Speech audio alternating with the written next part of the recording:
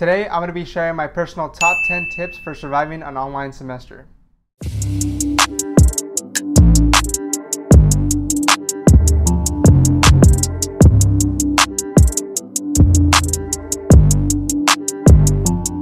Hello you guys, welcome back to my channel. For those of you that may or may not know me, my name is Trinidad Sanchez. I am a college student. On my channel, I share a lot of information that I learned over my college journey and share some college tips for first generation college students like myself.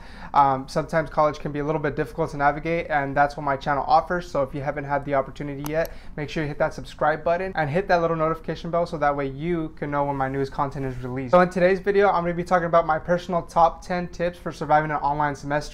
The reason why I wanted to create this video is because I know that online classes can be a little bit stressful, especially when you're in an area where you don't have the space to study, or you may not be used to taking online classes, or maybe you're just looking for tips. So with this video, I want to share a couple of tips that I've learned over my online experience, hoping that some of these tips may help you getting ready for the online semester. So without further ado, let's go ahead and get into it. So one of my first tips that I do recommend is calendar blocking. For those of you that may not know what calendar blocking is, think about it like how you created basically a paper and you have basically the times of when you're going to class, when you're going to work, and then when you're doing other activities or hobbies, or maybe you're in a sports or a fraternity, basically things that you have going on that you already know of.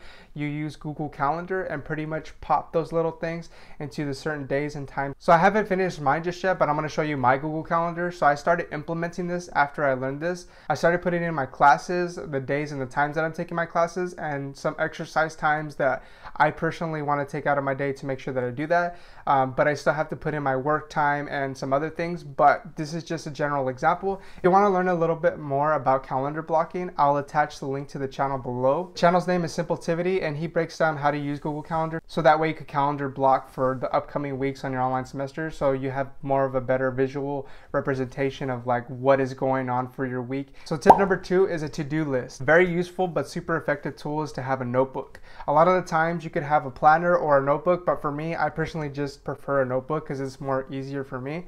I will jot down some of the important things that I need to do and some things that I just need to get done throughout the day. And it helps me because once I finish those tasks, I pretty much put a line through it. It lets me know that I got to complete. And if there's for some reason anything that I was not able to get done, I will just move it on to the next day and just take care of it later. Tip number 3. Power naps. I am a firm believer of power naps. The reason why is because a lot of the times we're super busy with the day going on, and sometimes taking that quick 15 to 20 minute power nap, you'll wake up and you'll feel refreshed and good to go. There are even studies that show that if you take a 15 to 20 minute power nap, you feel refreshed and more alert, and it reduces your stress. I personally do the power nap around 1 to 3 because that's when my energy dips are low, and it's really different for everybody. But for me, I wake up really early in the morning, so around 1 to 3 is typically when I would take my power nap. It is also very important to make sure that you don't go past that 15 to 20 minutes, because if you go past the 20-minute mark, you're gonna feel worse than even before you took your nap. And then the rest of the day, you're going to feel kind of groggy and tired, and it's like, why did I take my power nap? But like I said, with everything, it takes practice. You could use your alarm and you could put your phone on for 15 to 20 minutes. And basically when that power nap is done, your alarm goes off, you wake up, you're good to go. Now, if you're somebody like me that already has the power naps on point, what you can do is actually do a coffee nap. So what a coffee nap is basically right when your energy dips and you know you're going to take a nap, you take a little bit of coffee. And when you take a nap, you're gonna wake up feeling refreshed and good to go. And then not only that, but your sense of alert is like on point. Like you feel like when you wake up, you're like, I got the rest of this day and I'm got everything under control, and you're gonna knock everything out. Tip number 4, submit everything in advance. Some states are not allowing us to go on campus. We're gonna save so much time that we're not even aware of. We're not even gonna have to commute. We're not going to have to run into random friends or people that are going to take up our time, and so many other factors that come into play, like our own personal distractions. Since we're going to be at home, you're going to save all that time, so why not get everything done in advance? Also, as many of us know, technology fails, so it's better to get a lot of the stuff done in advance than to wait till last minute. And talking about getting things done in advance, it is also important to consider smashing that like button for the YouTube algorithm. Tip number 5, exercising. So in the afternoon, personally, every other day in between my classes, I would go for a 2-mile run and have a little bit of a workout just to kind of get myself refreshed, and I feel super good for the day. And as mentioned in science, a lot of the times when we're running, our brain releases dopamine, and dopamine is like a mood factor changer. So if you can exercise and feel good, you're gonna do a lot better. So I always recommend, whenever you have that opportunity for an hour or 30 minutes, whatever it is, make sure you take the opportunity to go outside, go for a little run, a walk, lift some weights, do whatever it is that's physical. That way you could feel like $1,000,000. It's kind of like a two-way thing. If you work out, you're gonna feel great and you're gonna look good. And on top of that, if you feel good and you look good, then you're gonna perform even better. So, take the opportunity, get those dopamines kicking. Number 6, wake up early. Make sure you get out of bed at least an hour or two early, depending on how long it takes for you to wake up. What I started doing was I started waking up at 5:30 in the morning, so that way like my brain has time to wake up. And what I would do is I just wake up, grab a cup of coffee, have a bagel, or pretty much eat some oatmeal, and just watch a couple YouTube videos just to kind of start waking up my brain and feeling ready for the day. That way, right before class starts, you're already awake, your mind's already running, you're good to go, and you don't feel like complete garbage. And something that I also want to add into that is to dress good. Because if you don't dress good and you're still in your PJs, you're going to feel super lazy, and you're going to feel like you're not really awake. So make sure you get out of that PJs and just kind of throw on some clothes. That way you feel like you're not about to go to bed. Number 7, do something that you enjoy. Personally for me, I love running. I love throwing on my headphones, listening to The Weeknd, going for a run, and just, chilling and vibing out. I know that sounds super strange, but it's just something that I personally enjoy and it feels like therapy. Whatever it may be, make sure that you find some time in your schedule to do something that you personally enjoy.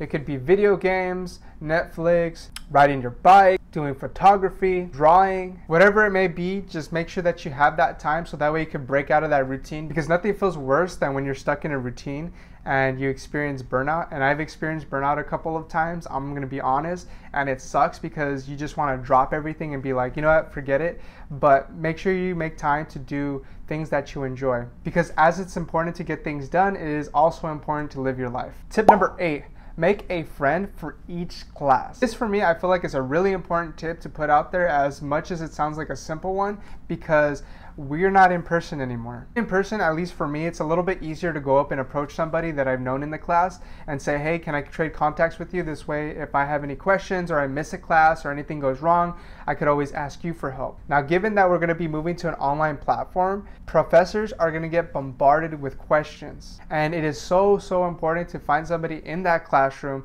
that you could exchange contacts with, so that way if there's anything last minute that you need to figure out, whether it's for homework, technical issues, explaining something a little bit better, you could always ask that person, because everybody thinks that, oh, well, if something goes wrong, I could always ask my professor. Well, guess what? All these professors are not only going to be grading people, but they're also going to be having to answer questions to administrators and other professors. And on top of that, they're going to have to be addressing the entire class. So chances of you getting a response really quickly will be a little bit lower.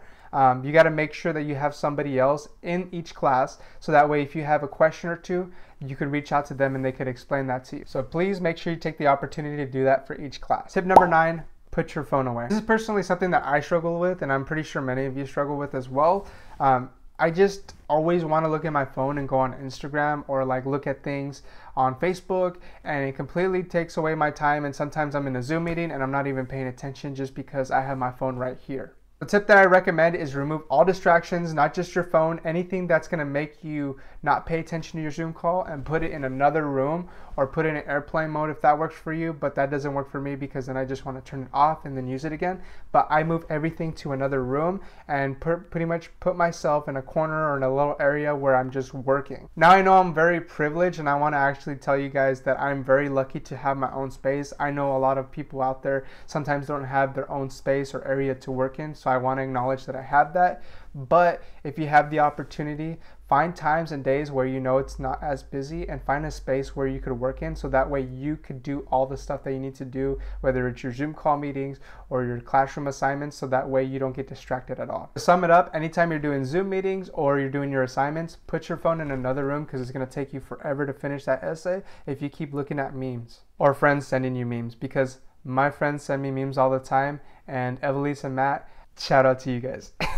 Tip number 10, meditation. This is something personally I have been doing for the last year, almost a year and a half now, is meditating for at least 5 minutes every day, just to kind of clear my mind. Because a lot of the times, like with classes, personal life, work, I would get overwhelmed with a lot of things, and I noticed that my mind is going like 1,000,000 miles per hour. Every morning I'll wake up and do a 5-minute meditation. This way I can unclutter my mind, and I feel like so refreshed. It's like such a good feeling to have.